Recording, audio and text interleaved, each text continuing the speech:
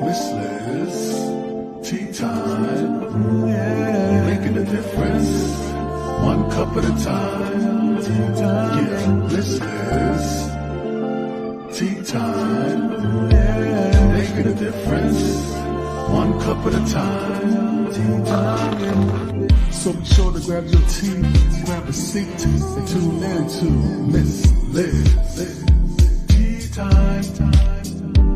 Making a difference, one cup at a time. Tea time, yeah. Tea time.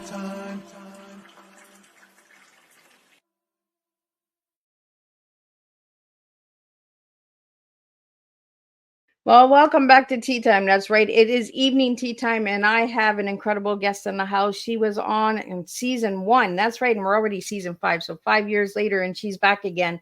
So I have Aime Hutton in the house, and we're going to be doing uh, Teach, Empower, Authentic Awareness tea tonight. So if you want to know more about that tea, stay tuned for that. But before we get started, we're going to get you over to Miss Liz's YouTube channel, and we're going to get you to ring that little doorbell. And you can watch these tea times at any time in the morning, afternoon, evening, whenever you feel like watching them. And you can also watch these replays over and over again, whatever tea time resonates with you. Also, if you see Miss Liz's Tea Times on any podcast apps, give that a follow, give that a subscribe, and check that out as well so you can hear the audio parts of Miss Liz and all her incredible guests. So what does Miss Liz offer you? Well, I offer you over 300 plus interviews with guests from around the globe for the last 5 seasons with all topics and all walks of life. So you're able to enjoy something. I guarantee there's something for someone out there. So now let's get started with the disclaimer and some bio, and then we're going to get Aime in here and we're going to spill tea together and have some fun and catch up and see where she's been in the last 5 years. So the disclaimer for Miss Liz's Tea Time live show. Miss Liz myself is going live using StreamYard. Before leaving a comment, please grant StreamYard permission to see your name at StreamYard.com. Please be advised that the content brought forward for any Tea Time show hosted by myself, Miss Liz, is always brought forward in good faith. However, may bring forward dialogues and opinions that are not representative of my platform. The facts and information are perceived to be accurate at the giving time of airing. All Tea Time guests and audience participants are responsible for using their good judgment in taking any action that may relate to the discussion. The content brought forward may include discussions for some where they may be emotionally at risk.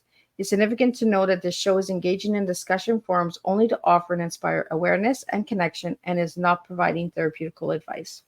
If you have any questions about the disclaimer or panelist discussion, you may freely contact me, Miss Liz, through my email at bookingmissliz@gmail.com. Moving forward, should you choose to voluntarily participate in tonight's show in any aspect, I myself, Miss Liz, welcomes you. And should you feel that the show is not made for you at this time, I respect those wishes and we'll see you at a later show at a later date and time. And again, all tea times are done on Thursday, 3 p.m. and 7 p.m. Eastern Standard Time, unless it's a surprise, special, or rescheduled tea time, which is done Monday, Tuesday, Wednesday. So now a little bit about my guest. Well, who is my guest?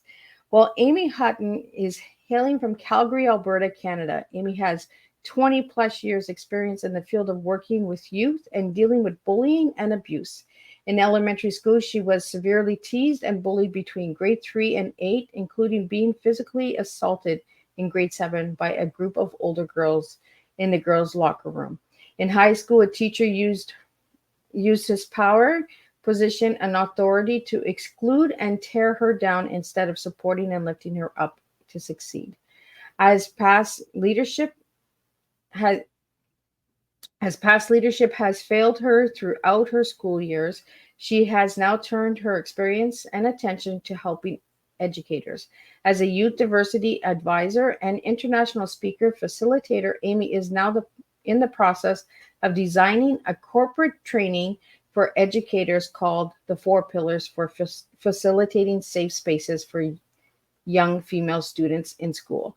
Aime also provides workshops and talks to juniors and senior high school students on the importance of flattering the curve of bullying. Aime sits on the board of National Networks for Mental Health Alliance, representing the province of Alberta, and is a member of the Gender and Sexual Diversity Advisory Board with the Calgary Police Services. Let me get Aime in here. And you know what? I think I got a little bit of the old bio in there. So let's see if we got anything new that isn't in that bio. Welcome, Amy. Hi. I think I got the old bio, right? I think you had a bit of the old bio in there. Yeah. Although it's still true what I do, yet things have morphed and changed and shifted. So, Right? yeah. I was reading that. I was like, I there's something that I'm missing here. It's all good. I'm happy to be here again. Hello. Hello. So, Amy, for the viewers that didn't see you or heard your tea time in season one, share a little bit about who you were as a little girl and who you are now. I know there Mm, was a little bit in the bio, but share a little bit about who you are. yeah. So, growing up, I, was sort of shy because I had some learning challenges. Never officially diagnosed in the 80s because at that time in this school system in Ontario, kids weren't coded. Kids weren't really given as much support as they are now. Um, I had to repeat grade 3. The teachers actually wanted to put me into what we may remember or recall as the special education class. And my parents were like, no, hold her back instead and give her some extra support and homework and things like that. However, that's where the bullying started. And I was called names, every name that you could think of, and then add, 10 more to it. Um, Names like stupid, ugly, dumb, retarded, and a loser. And, those words, like, I wore them like a coat. And that's what I thought I was, how I was like thinking and being. Yes, as I said in my bio, I was physically assaulted in grade 7 by a group of girls in grade 8 in the locker room because I developed faster, because I was actually, age-wise, was the same age as grade 8 girls. A girl came up behind me and grabbed me by my bra strap, flung me around the room, and I went flying into a locker. And, battered and bruised, I didn't know who I could trust, didn't know who I could talk to. And when the teacher finally came in, she just looked at me, red in the face, and I couldn't say anything. Because I didn't know who did it. Got through that, graduated grade 8, moved on into high school. And high school was a little bit better. I still had my challenges, yet, there was the swim team and the band. And towards the end of my high school year, there was also, I was on the field hockey team and the dragon boat team, actually the first one ever. And I was in my grade 13 biology class, or OAC biology, as a grade 12 student, actually. And I remember, noticing on day 2 of class that I was already having some problems and I was looking for help. So I went to the teacher, and he said to me, he's like, yeah, I'll help you. You're left-handed though, and you'll never pass my class. Wow. So somehow I got through it. I remember the last subject in the biology course was about actually anatomy and physiology of the human body. And because I was a lifeguard and doing first aid and studying in there, I knew these answers. And I was answering them correctly. And the teacher, again, like, he stopped the class and he looked at me and he's like, where did you come from? And I didn't know what to say, because I'm like, I didn't want to talk back to the teacher. He's the head of the science department. So I just sat there and I thought to myself, I'm like, sir, I've been sitting here this entire time and you just haven't seen me. Wow. So luckily, that mark was a passing mark, yet not in my top 6 OAC credits, because when you and I were going to high school, we had grade 13, we had our OACs, and those were the ones that took us into university. And the universities only looked at the top 6 marks. So luckily, biology was my 7th mark, so that got to be dropped. And on into university I went. So that's a bit about me from when I was young. And So Amy, I want to get into why you came back after 5 years. Like, there's been a lot that has happened in the 5 years since we've last talked. So yeah, Amy, share a little bit what has happened in 5 years. a lot has happened in 5 years. The biggest thing, and I know we'll probably dive more into this topic in general, yet what happened is in 2018. So I think I had already was about to be on your show. We were talking about being on your show. And in 2018, I was having these really weird dreams, and I didn't know what they were all about. And I was talking to a friend of mine at the time who was a shaman and studied in dream work and shadow work. And she said to me, Amy, don't take this the wrong way, yet are you attracted to men and women? And it was a hard stop. No, I can't be. I'm not allowed to be. She's like, okay, I'll like sit you, like you sit with that, and let me know if you want to talk, kind of thing after, right? So I went to my favorite tree by the river here in Calgary, one of the rivers, and I sat down, hand on heart, hand on belly, and I was like, okay, looking up at the heavens, who was I attracted to growing up? And then I got quiet. And one by one, these names fell onto my journal, because I brought my journal and pen with me. This girl in elementary school, that girl in high school, that woman I worked with in university, and a couple of women here in Calgary. And I put the pen down and I cried. And okay, well, maybe I am attracted to women and men at that point. So it took a lot of internal work. I actually had what is known as internal homophobia. So I was afraid of myself. I was afraid of myself. I felt like an alien inside my own body, because I've dated men before, one who was even abusive. Like I've been, I dated men. So this was a really big shock. And in 2019, I was in a course about overcoming fear virtually through the computer. Side note, that's how I met another former guest of yours, Frankie. She was in this course with me. And I just blurted out, I'm like, I'm attracted to women and I haven't told my parents yet. And the class stopped. And the coach, wonderful woman, Marlo, or Romy Ellis is her name, and from The Uncommon Woman. And she's like, okay, Amy, you're fine. You're safe. We got you. You're not living your authentic self, because you are helping girls at that point. Girls live their brave self and you're not. So there is a disconnect. When are you going to tell your parents? And I remember that gut punch of, I can't, that this is not, I can't tell my parents.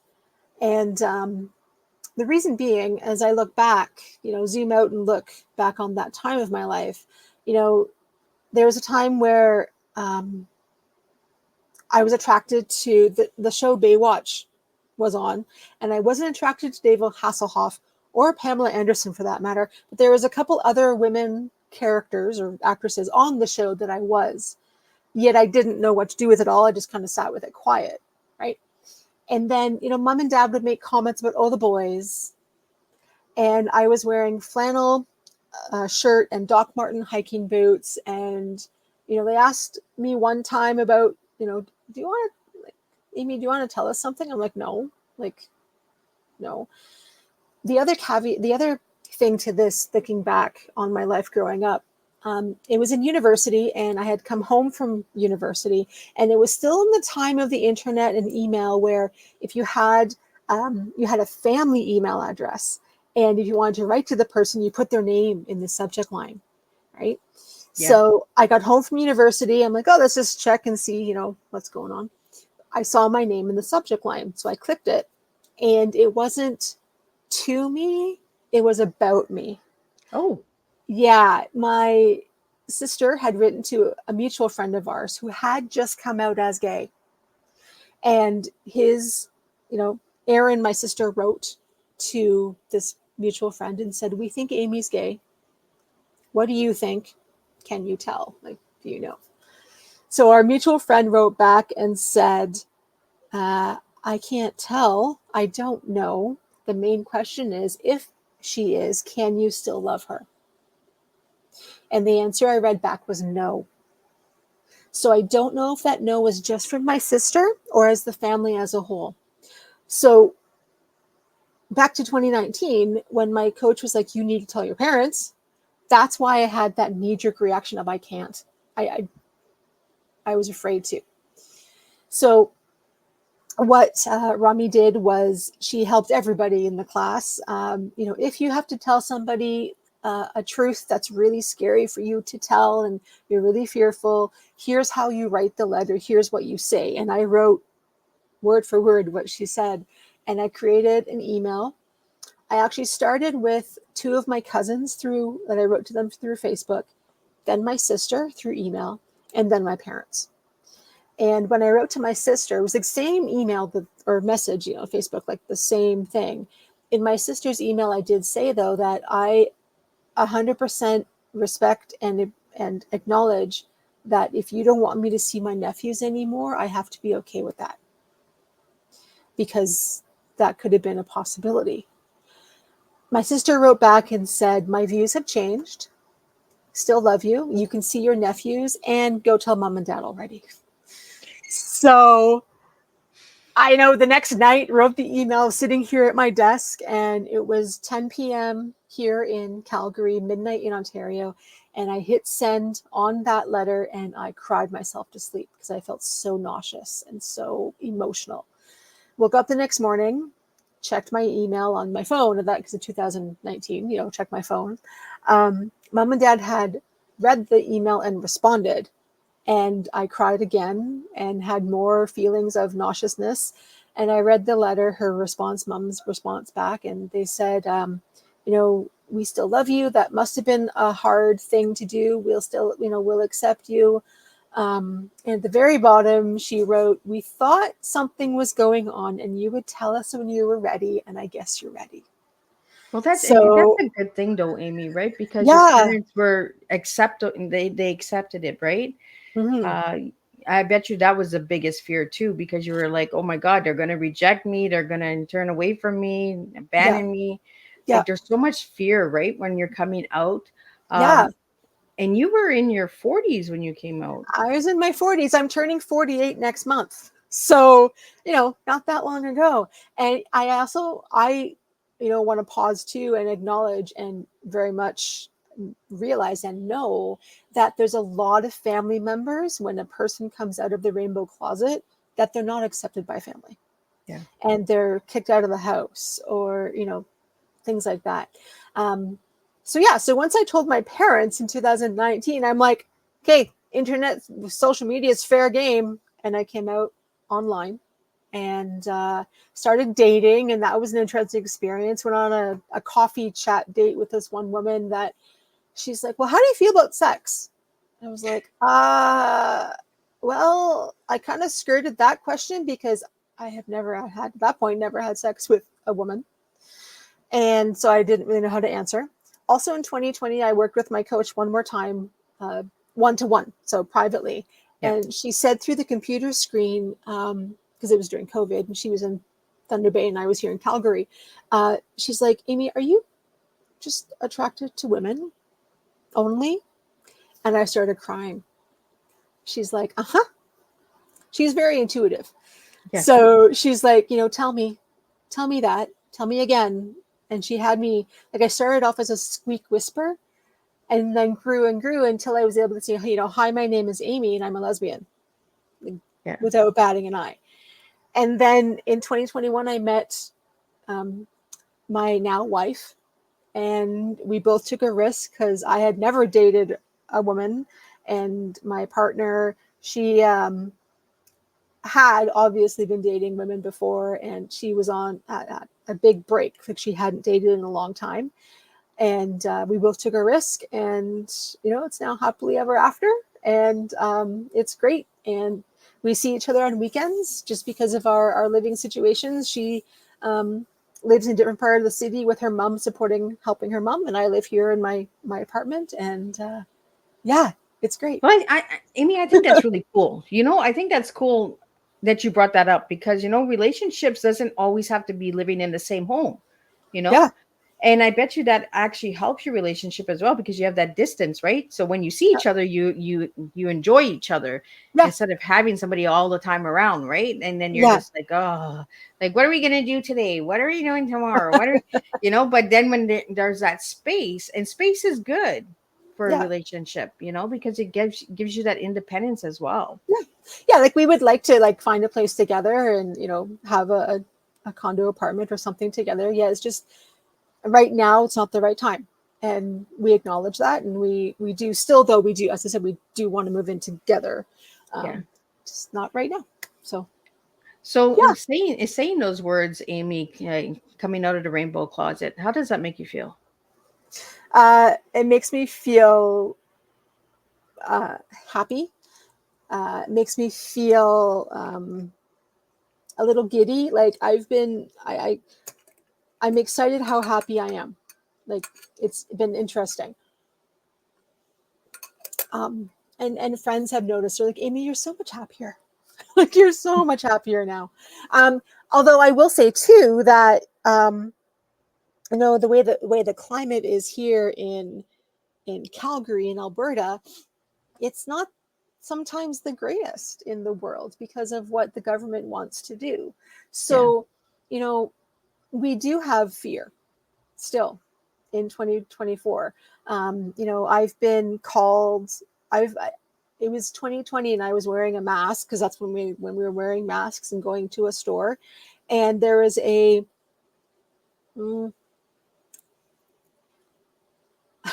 a Jesus. I call him Jesus freak man, like somebody on the corner spouting his thoughts about the Bible and religion and things like that. And he looked at me crossing the street, and I was getting my mask on to get ready to go into the store. And my mask is black, and it has a rainbow heart, and it says Pride 2020 on it. And he looked at me crossing the street, and walked right by him to go into the store. And he pointed at me, and he's like, "You're going to go burn in hell." So this is what a lot of people in the LGBT community deal with on the daily. And there's some people in the province that, want schools to change and don't want the teachers to teach everything about gender and things like that in schools at the appropriate age at the appropriate time. So that's why it's, a little fearful to be walking down the street holding my partner's hand, even though we really want to. Yeah. I And call those people that are Bible thumpers or whatever hecklers, right?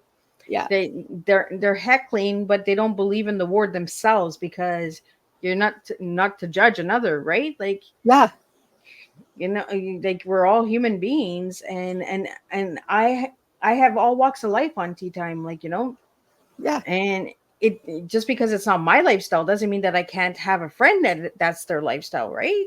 yeah, And have that open conversation like we're having, yeah, heart to heart instead of judging.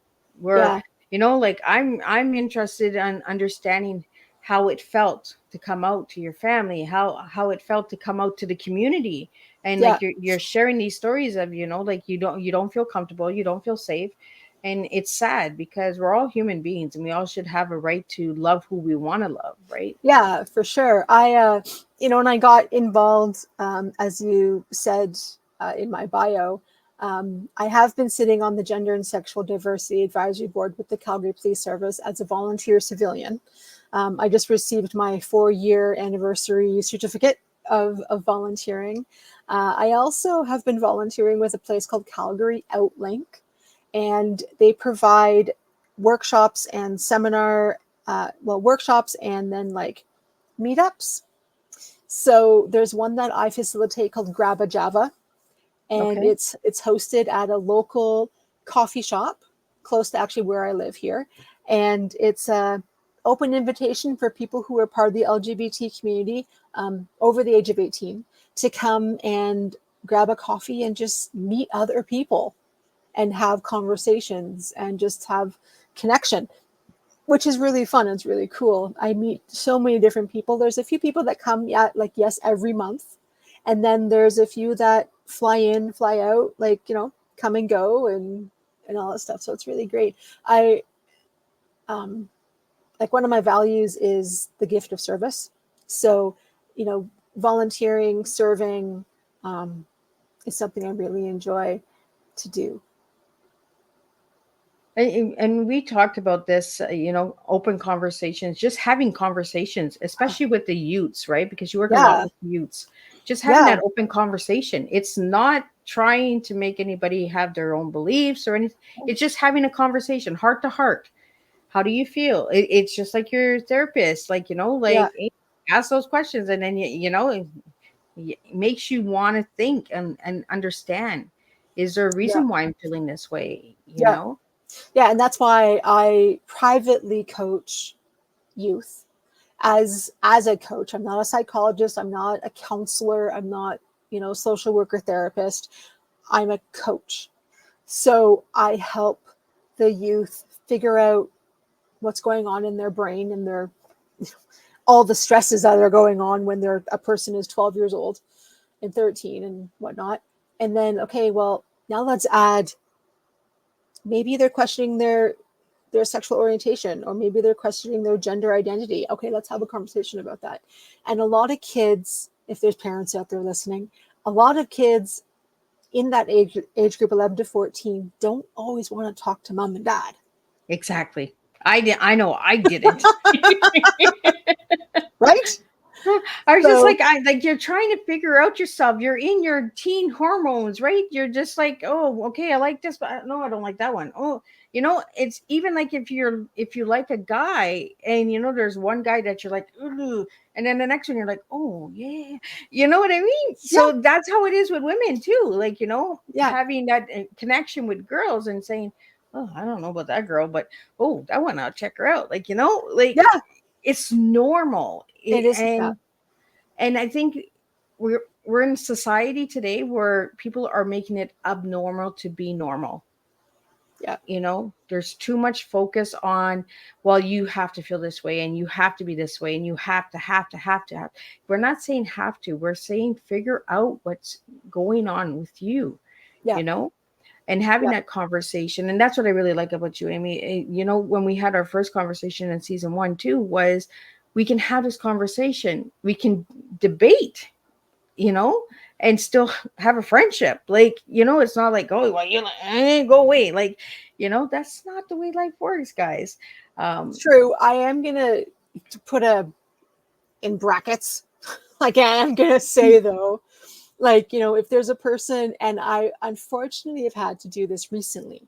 If a person, social media, if a person is posting something that is not true and they're blatantly believing it or thinking it's like fact, if they're putting down, through the computer screen, putting down, people of the LGBT community or things like that, I have A, unfriended, B, blocked them, because I'm like, I can't. Like, I'm choosing not to. Yep. I'm not having that in my life, in my sphere. When the Olympics were on, there was the whole kerfuffle. The opening ceremony. Okay, A, the opening ceremonies. B, where is she from? She was a boxer, and people were thinking she's male, when in fact yes. she's she female. From Russia? No, it was somewhere over Eastern Europe or East Africa, somewhere. One of the countries that bans being part of the LGBT community. And people were saying she's a man, she's trans, she's, this, that, this. When in reality, she is female, living with her hormonal imbalance. Yeah. That she produces too much testosterone.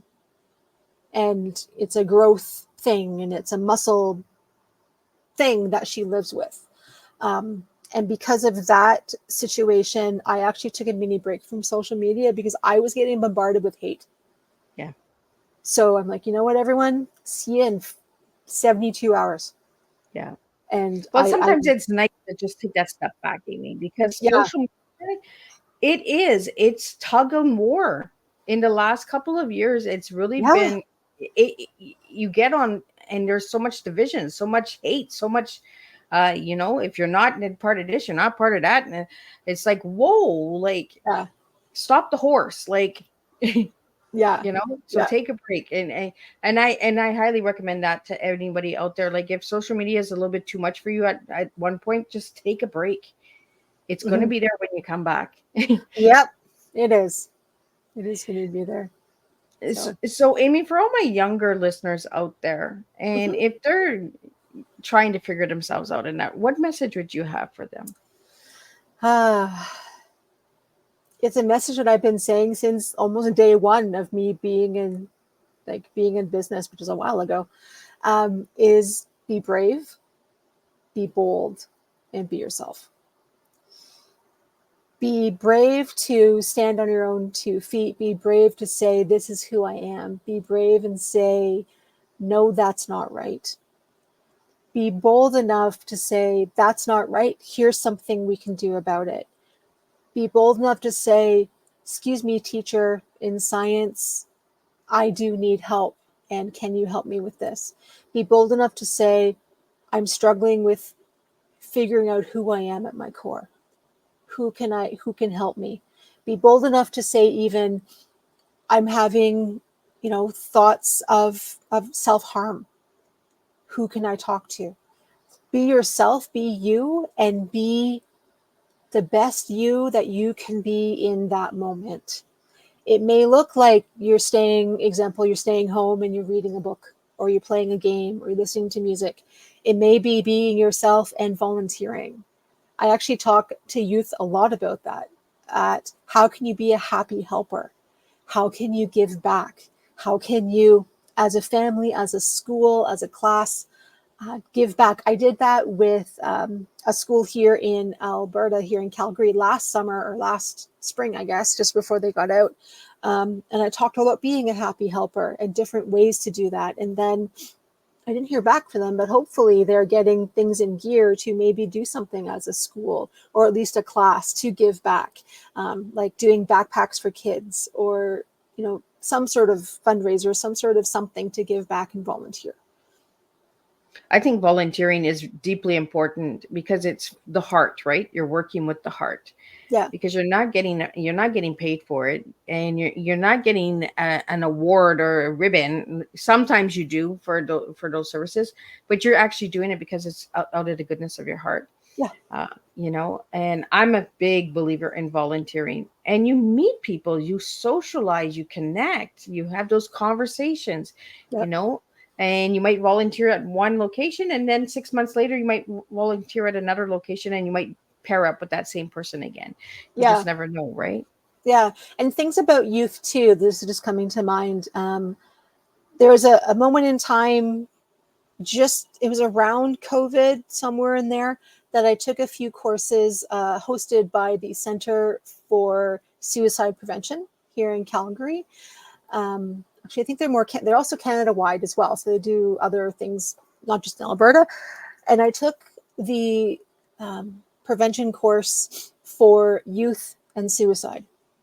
And one of the things I remember from there is that two things. Youth choose their safe person to talk to. And if you're lucky enough to be that safe person that they talk to, your role is to guide them to safety. So if a student says to a teacher that they've been self-harming, your thing is to thank them, tell them that thank you for trusting me, thank you for sharing that with me. As a teacher, because of rules and protocols, who can I go to? I need to tell somebody else that you trust, hopefully in your family. Who can I go to get help for me to help you? Because they are a youth, that step does need to be done. And other statistics about, I don't have them off the top of my head right now yet, a lot of youth who are a part of the LGBT community, and then if you narrow that down even more to the youth who are part of the transgender community or the non-binary community, their rate of attempting to die by suicide is higher than a straight cisgender youth. Oh, wow. Yeah. Yeah. And so what's the reason for that, Aime? Parents not believing, they don't feel safe, they don't know who they can trust. Maybe the parent has said, okay, go live somewhere else. Different reasons. And it has a lot to do with, that wanting to be okay, and they don't feel like it, and they don't know how to stop the pain or stop the hurt. And they they choose to self-harm because it maybe gives them a bit of a relief. Yeah, so it's a hard subject, yet that is reality with the youth today. Yeah. And specifically more the kids who are questioning and curious and just figuring themselves out. So this whole piece, thinking back to the Alberta government, the Saskatchewan government, and New Brunswick government, who want to put these barriers in place for kids to be themselves and trust their teachers, is very, very damaging. Do you want to share why, Amy? Because if a teacher, for example, here in Alberta, one of the new rules that's probably going to be passed, I think in October, November, is that if a child under the like grade 8, grade 7 and lower, if they come out to the teacher and they want to use a different name or a different pronoun, the teacher has to phone the parent and let them know. If the parent at home does not agree with their child now choosing to be called, Johnny instead of Sally, and using he, him pronouns instead of she, her, use your imagination what could happen at home. Yeah. So these new laws that are coming into place are so damaging and hurtful for our youth. Well, it's actually putting them in more danger as well. Yeah. Yeah. So sorry to go on. I'm glad that we're getting this out there, Amy, because there's all walks of life listens to Tea Time, and I want you all to feel safe, no matter who you are, where you come from. Feel safe in who you are as an individual, because I think it's deeply important that we start accepting everybody for who they are. It goes into your tea as well, because you bring teaching and empowerment and authentic awareness, and it brings it into the tea, right? Because we're teaching the empowerment that to be yourself, to be bold, to be brave, right? Yeah. So tell me why you gave me those 4 words, and I love that you gave me 4 words. Teaching, yet that is just something that I feel we need more of, and which ties into the empowerment teaching, about self-acceptance. That is my keynote that I do give, that I do provide to schools, junior, senior, high students, is self-acceptance is my superpower, and being okay with that. Yeah. And then the awareness and the authenticity of being authentically yourself. Yeah, there's days where I really don't want to be me out loud, big whatever, yet I choose to be, because that's who I am and I cannot not be myself. Yeah. And awareness actually links in with education. Because thinking of other topics I've spoken about, dating violence or domestic violence, and especially to kids and youth and stuff, is, education and awareness is needed in all school levels to learn about all these different things. Because if you're not learning it from school and you're not learning it from home, where are you learning it? Social media and your peers, who may not have all the right answers.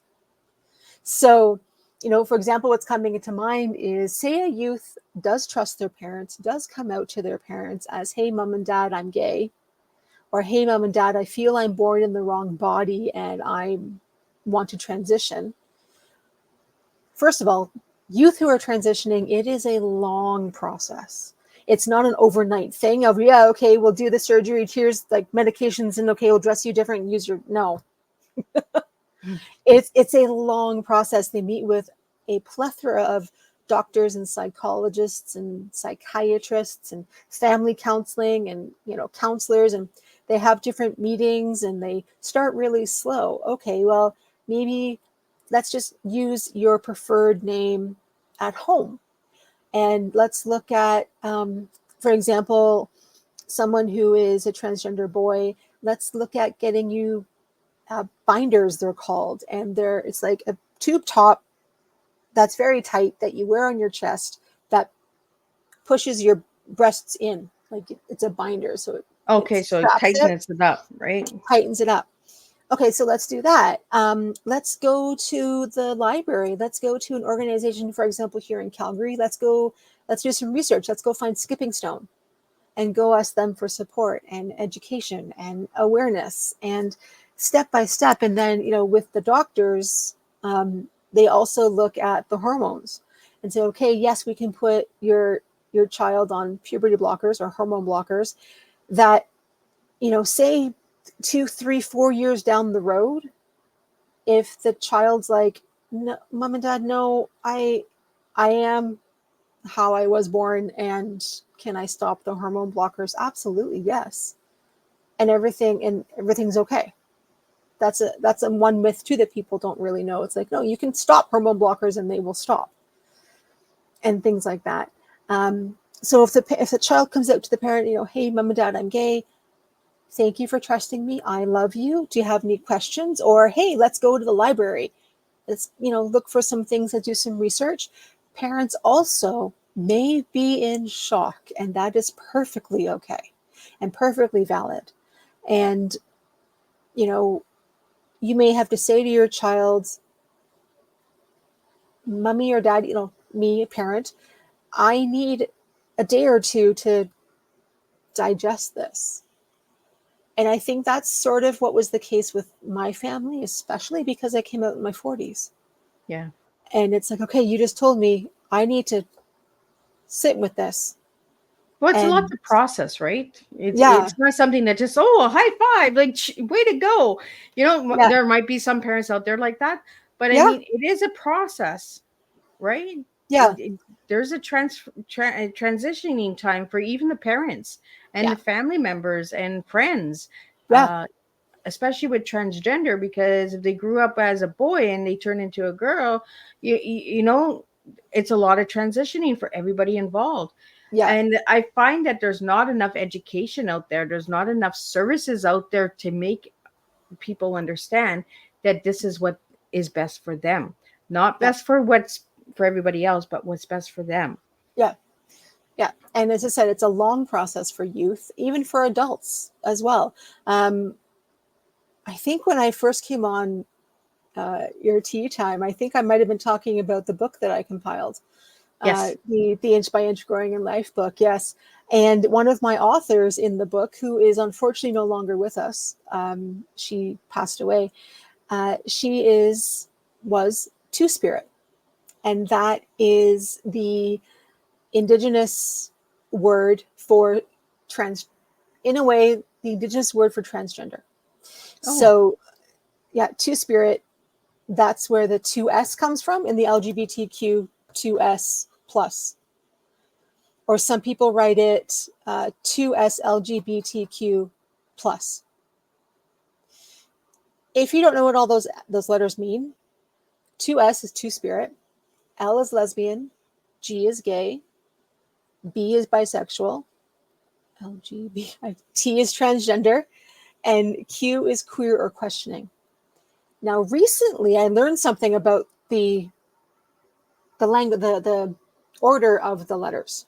So 2S a lot of the time is now put at the front because the indigenous people were here before me. Like, I'm a settler, and the indigenous people were here before I was.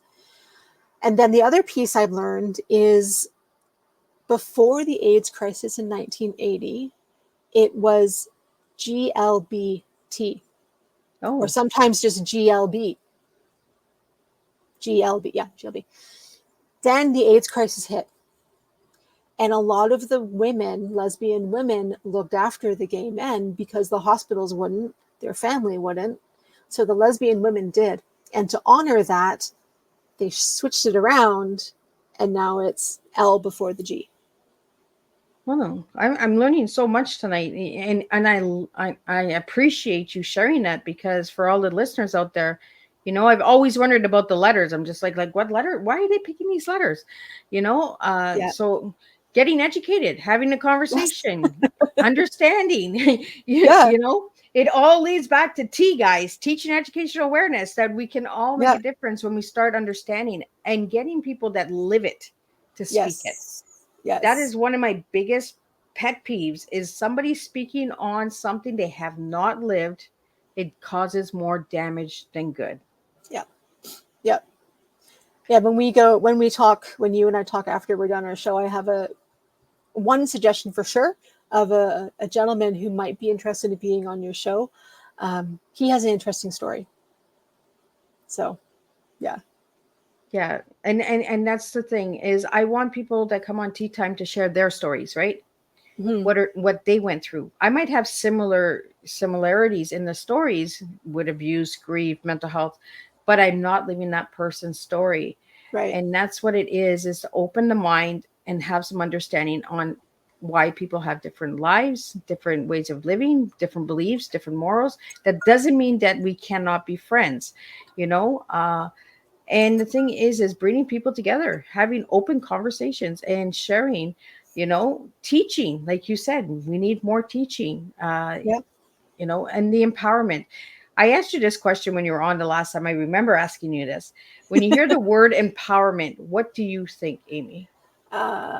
I think of, I don't know if it's the same as before, but what's coming up today is just empowerment and the self belief and that self empowerment, that self acceptance, being myself and feeling strong in, my mental, my spiritual, my emotional and physical body to be okay to be myself. And I think it was close to what you said the first time, but but it's been 5 years, guys. Like, Yeah. a lot has changed in 5 years. We've Yeah. all changed in 5 years. I know I'm not the same person I was 5 years ago. Uh, so, Amy, I want to get into the colors because I asked you what your favorite color was, Mhm. and you said purple and rainbow. So let's go with Yes. purple first, and then let's go with the rainbow. Why purple? Um, I've liked it for a long time. Um, Growing up and still to this day, my mom's favorite color is purple. Um, I like, I just like all things purple. I like the color. Um, a funny story about my mom when I was little was she actually had purple suede Nikes. And yeah, so that was kind of fun. She That's and not the blue purple. suede shoes. She had the purple suede. She had purple Nikes. Yep. That is cool. See, and that's probably why you're connected to the purple is because it reminds you of memories and Oh that. yeah. Yeah. Yeah. She still wears purple today. Like, go through her closet. It's probably lots of purple. So let's get into the rainbow. What's with the rainbow? I just like all the colors of the rainbow. Like, I don't have them in front of me, but people can do a Google search. Um, they're the rainbow, the pride flag is a rainbow, right? And all the different colors mean different things in that rainbow. And example, I'm pretty sure red is love. I forget what orange is. Yellow is sunshine. Green is nature. Um, Purple is, or the violet is like the universe, and I think like spiritual type thing. And the other colors also mean different things and different symbols of the pride flag. I just love, like, my closet hardly has any black and brown in it. Oh, well, look at It's that. mostly color. I have the odd like black and white top or maybe something with some brown, yet mostly it's all color. Well, the color is good. I like color. I like bright colors on clothes, right? Because it Yeah. makes you feel good. Uh, if you want to I think black is like sophisticated, like an office kind of business style, kind of locked up kind of Yeah. thing. But then you can wear a nice black dress and look good too. But you know what I mean? Hmm. It's the time and place for everything. Right. So, Amy, I want to get into you do speaking as well. So let's get that out there. So, how have you been doing with speaking? Because you've spoke at Bridget's events a few times, right? I've spoken at the Women Talk events, multiple locations. I just love one part of my speaking that ties into education and teaching, or empowerment and teaching and awareness, is I've developed a whole new talk more for organizations and corporate, even, that it's called Queer 101. and it's why is the queer community who they are, who we are, what does our pride flag mean, what do all the symbols mean, what do all the rainbow alphabet, what does that all mean? I also talk about safer spaces and empowering spaces at work. I share a story about a situation I went through at a workplace that wasn't all that hot and great. I share about why it's important to and how to do things. And I show a few video clips of history of 3 movies that are here filmed in Canada that people can watch for free on YouTube to learn about the history of the LGBT community in Canada. One of them actually, well, the first one is called Sex, Sin, and 69. And that's about the history of the LGBT community. The second one is The Fruit Machine. And that's about the 1980s-ish purge that was happening in the police and in the military at the time that was happening. Yes, people were pulled out of their offices, sequestered in a room, driven to a shack, and interrogated about who are you with, who are you seeing, who are you married to, are you really married to that person, like all these things, and then they would just fire them. Wow.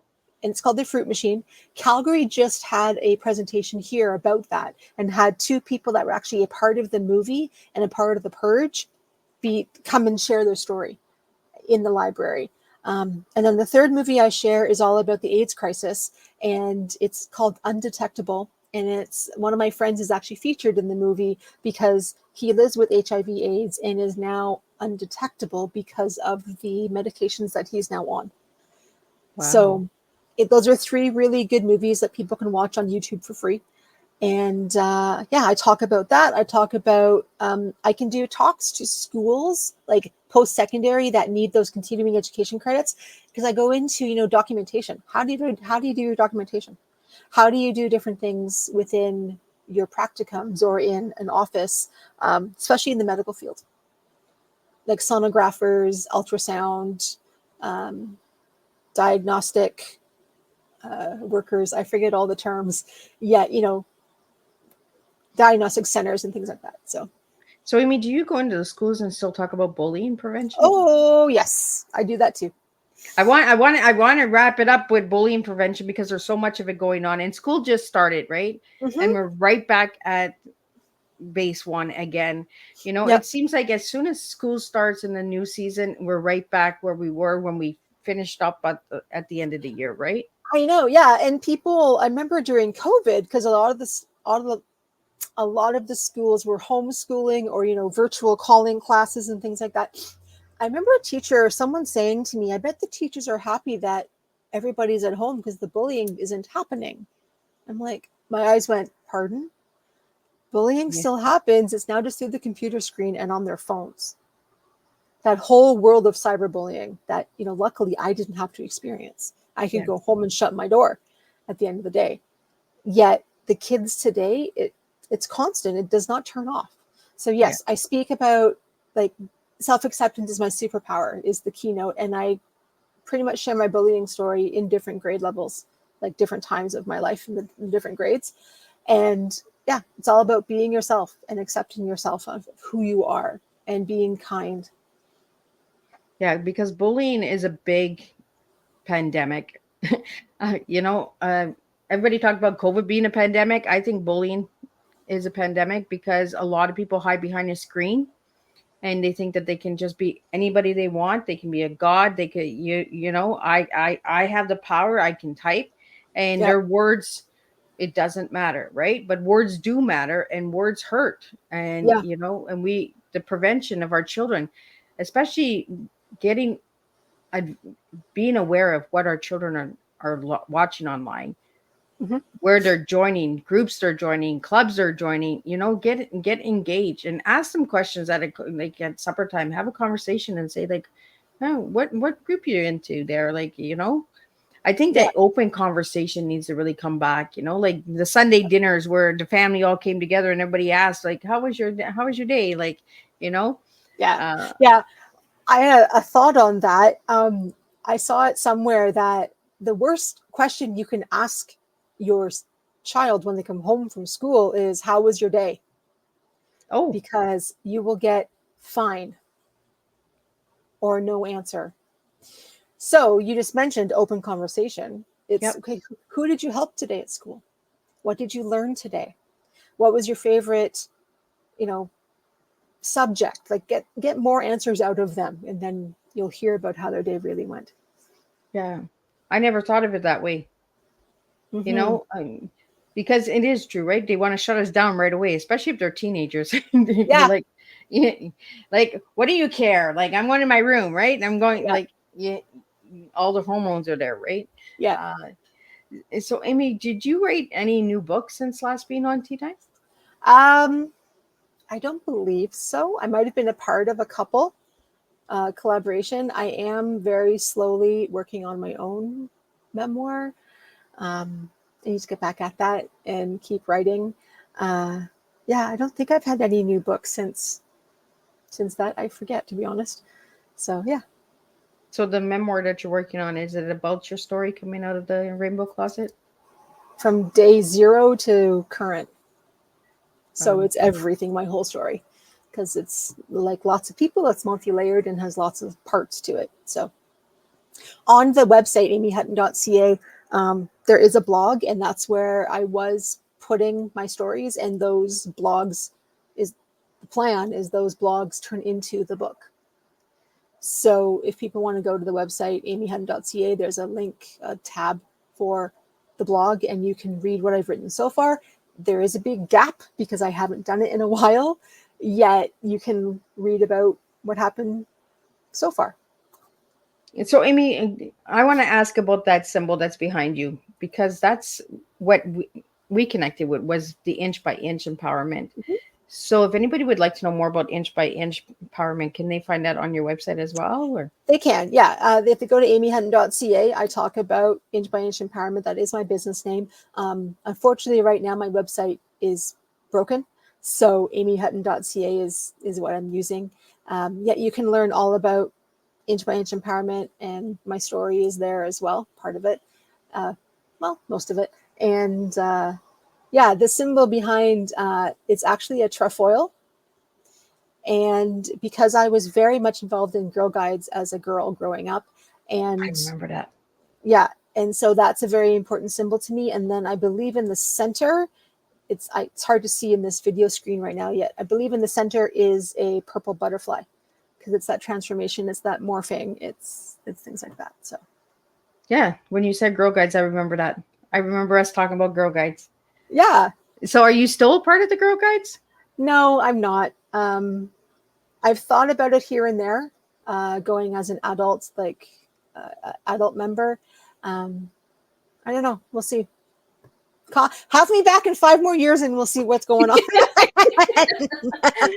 I'll bring all my guests from season 1 back in 5 years, uh, and see where you all are. And so, Amy, what final message do you have for everybody out there today? uh, it's the message I've been sharing pretty much throughout, actually, sprinkled in, and we've talked about it already, is be brave, be bold, and be yourself. Well, I really appreciated this conversation, and I even got some facts and some education as well during this time. And through conversation, I got to know a little bit more and understanding as well. Mhm. For anybody that would like to know more about the LGBT, did Q, I get Q? almost Q2S plus. Yes. QT. If they would like to know more, they can reach out to you, Amy, Oh, through for your sure. website Yep. and through LinkedIn, I believe you said, right? Yes, through LinkedIn. Yep, for sure.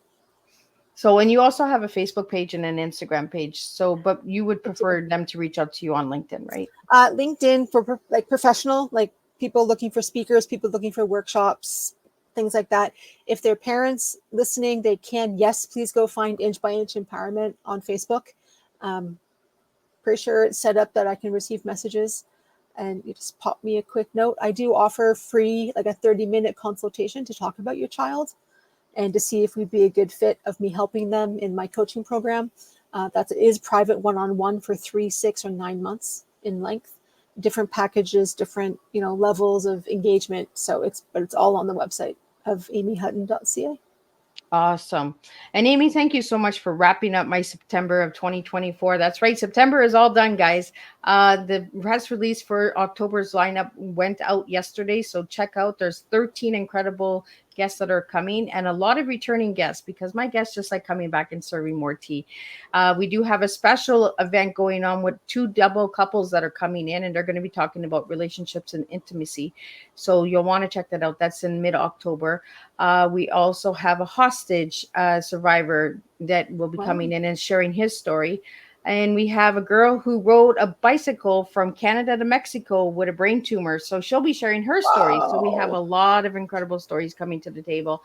And if you want to have yourself on Tea Time or you have a subject that you would like Miss Liz to get out there, please reach out to me at my website at www.misslizsteatime.com or check out Miss Liz on all social media platforms. Until then, we will see you October 3rd and we'll start October, but we're wrapping up September. So thank you again, Amy, for sharing your tea and being here. And thank you to all the listeners and supporters tonight. Your questions and comments, thank you so much for those.